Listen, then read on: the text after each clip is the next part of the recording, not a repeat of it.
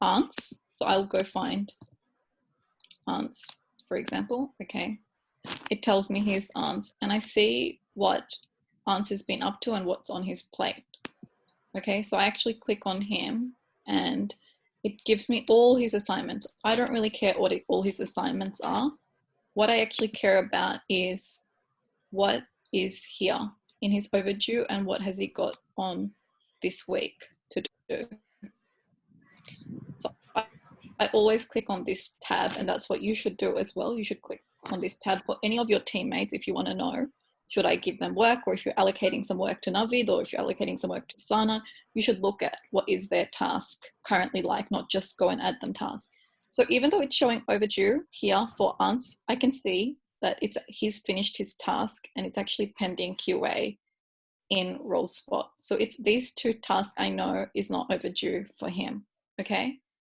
I also can see here that on this was due and he's got 5 comments over here. So I know for a fact that he's done some work on this and it's actually in progress. Here I see, okay, he's got 2 overdue that was meant to be on Thursday. What happened? So what I do is I click into it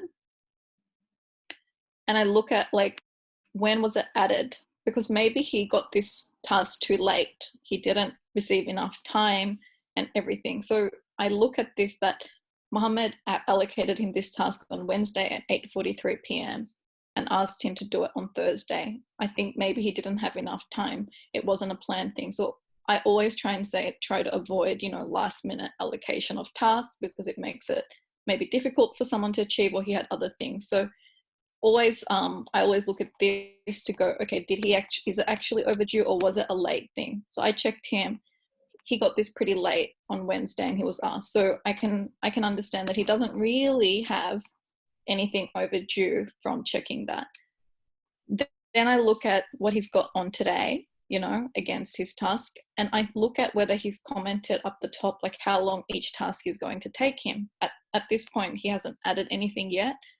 But when he will add, I can then help to move these tasks to later dates if it looks like he's got more than 8 hours of effort or more than 7 hours of effort that he has to do.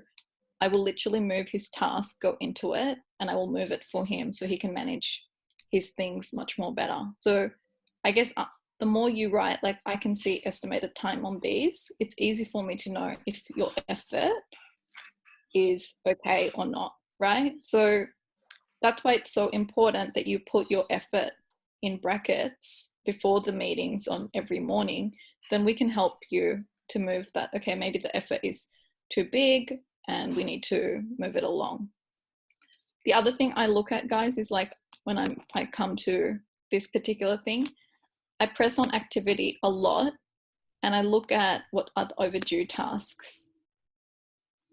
So I look for people that, where are the tasks just a little bit late? Where are the tasks a lot overdue? And whose name is coming against anything that is over a week due or something?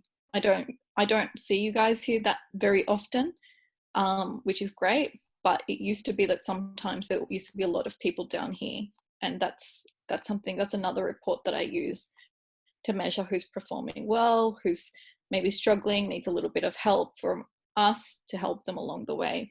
And I get a report sent to me about every week who's overdue, who's not. Okay.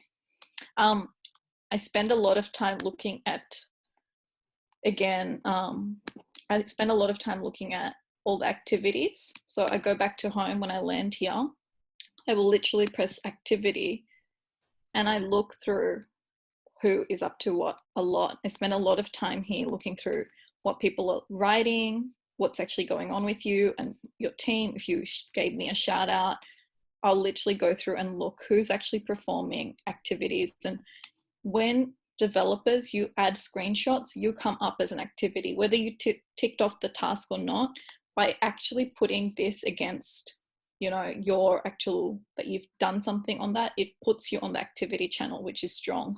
And that's where you want to be. You want to be always commenting or doing stuff. So I can see who's active, and you guys are all pretty active, but if you're not doing this, like I can't see you if you are performing. For example, I go even further every weekend. I will look at someone like Umair and I'll look at what Umir has been up to. So I will press on, see what Umir has been up to, and I will literally look in what he did on Wednesday. Like, this is what he ticked off or what he added and what his effort was. This is what you did on Tuesday. So there was a lot more on Tuesday than when I look at Wednesday, where there wasn't much activity, you see? So it's like, okay, what happened here? This is a 30-minute task. So I'm looking for that, you know, how long that time was spent. Like on Thursday, Umira had a little bit more, but it was quite small. So I can see your effort by looking and tracking your activities at your own level. And I constantly, throughout the week, I look at the full activity, and if you are doing a lot of activity, it's always in my mind that this person's here, this person's doing this.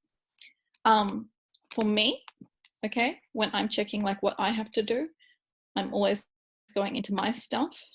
I'm looking at my assignments, and I always use my assignments with due dates because I want to know like what are all my things, like where am I? So along here, you see, so due tomorrow, I have to look at this. I've got lots of things overdue as to what's going on with me, which I've allocated to myself. So I should go and really reassign them due dates. And I also sometimes look at, you know, your completed tasks. So I look at what I've actually achieved, and I look at, you know, the dates of when I achieved them. Like historically, I sometimes reflect on what I did, what I didn't do. I do that for all of you as well. Like, you know, when I'm looking at your performance, how much activity have you had?